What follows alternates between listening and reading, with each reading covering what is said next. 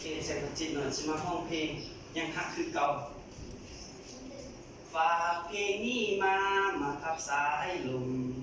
ฝากมาด้วยความคืนคมถึงคนที่จากบ้านนา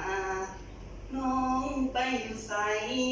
หลายปีบ่มีข่าวมาอ้ายหลงทองคอนท่าโทรหาก็บ่รับสายฝากเพลงนี้มาตามสายลมพายหูอยู่อายทรมานสงสารเทพใจสลายเมื่อใดหูข่าวเรื่องราวทางเฟซทางไลน์องแขนน้องมีผู้ชายลืมอายด้วยงานควันตาหากว่าน้องได้ดีมีสุขอย่าลืมคนทุกข์อย่างอายให้ปริญญาน้องคงลืมแล้วลืมแจวแมงแคงแมงดา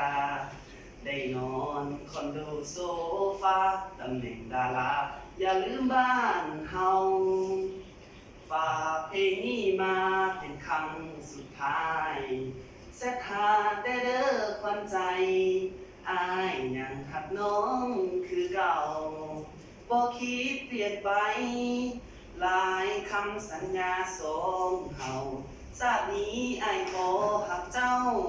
ส่วนเท่าสิ้นลมหายใจขอบใจตบมือนะ